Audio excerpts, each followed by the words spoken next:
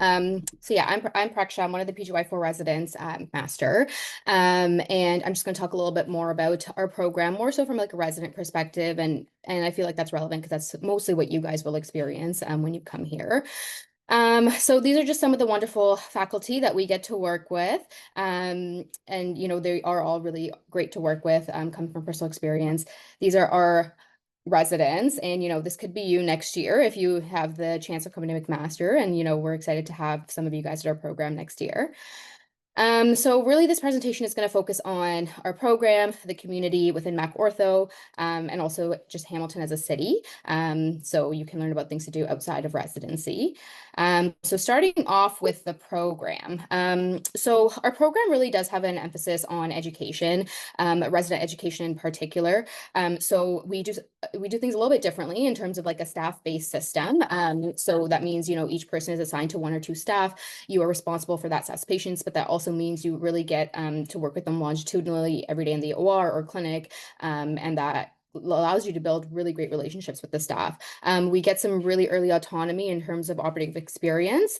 And, there are certain cases that staff are going to let you do skin to skin in PGY1, which I think is really amazing. We have multiple staff-led workshops for academic half days, which are protected, but also just journal clubs, sawbone sessions, etc., which always include some hands-on tactical practice, which I think are amazing. And then, like I said, regular journal clubs. So these are just some pictures that kind of showcase stuff we've done over the last year, which includes like our PGY1 boot camp. This was a shoulder arthroscopy lab. This was a knee arthroscopy lab. So we really do get to do a lot in terms of hands-on exposure. We also have some great faculty that we get to work with. Dr. Annie is the past COA president, and he's a great mentor, great teacher, great person to learn from. He's also a great research mentor if anybody's really into research. Dr. Khan is another great faculty, Dr. Khanna, of course. And these people are really bringing research to the forefront of our program. And then, beyond just being great researchers, they're really great staff and amazing teachers to work with. And they really, really do let you get hands-on practice and, enhance your skill set, which has been really amazing. So in terms of more about our program, so as a resident, you do get to be involved in leadership at every level, whether it's reviewing CARMS applications, on hiring committees, on, making program level changes. You have a voice at every level. You really do have flexible learning paths. So if you find that a particular rotation is not working for you, or you are interested in doing something clinically that's maybe not a part of the program, they're very open to making that work for you and getting you that rotation that you need, which has been really instrumental for me personally. Our faculty are very receptive to feedback, and we actually meet with Dr. Khanna twice a year personally, but also like as a program once a year, and give him our feedback about what we want to change. And usually those changes do happen, which is really nice. We have daily staff-led teaching in the morning, and also staff-led grand rounds and academic half-day teaching, which is wonderful. You do have an option to do a master's in your 3rd or 4th year, which is embedded into your 5 years. So that's been really great. And I'm actually currently on my master's year. So if you guys have any questions about that, you can always reach out.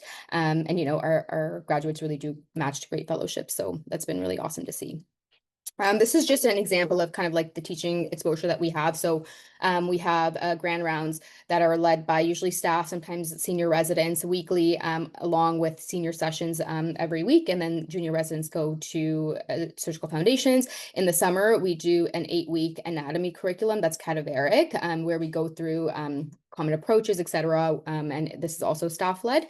And then, depending on the site that you're at, we have daily morning teaching, which is focused on kind of the subspecialties that are present at that site. So this is an example from the Hamilton General, where you have an ankle, spine, trauma teaching. This is an example from St. Joe's, where you have more upper extremity and arthroplasty dedicated teaching. But it is present daily, and it differs based on whatever site you're at, but it's nice because you get exposure to everything. I can't plug the operative experience enough. Like, honestly, I think we do get really great hands-on exposure. And as long as, you talk to your staff and they feel like you are doing things safely, they're very happy to let you do as much of the case as you can. But apart from that, we also have great work-life balance. We get along very well outside of the program, and we really are all friends in a community outside of it. So we usually have softball tournaments every year. We have the Thunder Mallet Cup, which is a staff versus residents hockey game, and that's open to anybody that wants to play. Our annual Christmas party. Last year we went paintballing and pickleballing. So this has been really nice just to get to know each other and just get outside of the hospital a little bit.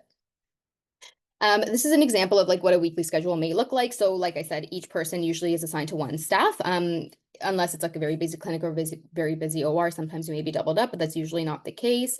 And really, like, for example, you see here, like, unless you're post call or something, you follow your staff every single day, and that really lets you build that relationship with your staff, and really gain their trust so they can let you do more in the OR, which I think has been awesome.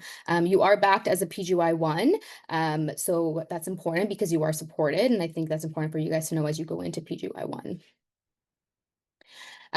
Beyond that, we also do have great research opportunities. I highlighted some of the staff that do a lot of research previously, but most of our staff do a lot of research, and the residents do a lot of research as well. So if that's something you're interested in, you will find great mentors. So just to talk a little bit more about the community, residency can be tough. This is Cam, one of our PGY3s now, who's probably gotten injured every single year of his residency. But having a community and people that help you get through that are willing to support you is huge. And I think Mac Ortho really does embody that. So to talk a little bit more about the city. So Hamilton as a city is honestly great, especially for people that love being outdoors. There's amazing hikes that you can do, like Dundas Peak is a very popular one that people do. It is known as the waterfall capital of Ontario, if not Canada, but I think it's Ontario. So if you like waterfalls and hiking, it's a great place for you to be. Some great food. Great restaurants that you can go to, and we're really close by to some wineries in the Grimsby area, which people have had a lot of fun going to. And then there's lots of art, lots of culture around here. So in the summer there's Art Crawl weekly, and then there's Super Crawl at the end of the summer, which is just like a big arts and music festival. So if you're kind of into those things, this is really a great place for you to be.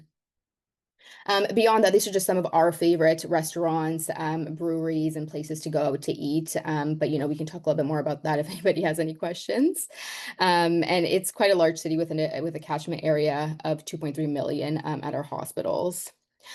So in Hamilton specifically, we operate out of 4 sites. One is a children's hospital, which is a level 1 children's trauma center, another level 1 adult trauma center, and then 2 other hospitals. But we also go to multiple community sites to operate on our community rotations. So yeah, you can really get a lot of exposure depending on where you might want to work or end up in the future. We do have social media, so follow us at MacOrtho on all platforms. And we do have a CARMS info night coming up as well. It's on November 25th. So if you guys have any questions or want to register for it, please email Paulette. She honestly keeps this program going, but she will also send you the link to the info night. And if you have any questions, you can always reach out to me or Muiwa. Yeah. Thanks for that. The picture never seems to die, hey? Okay, good.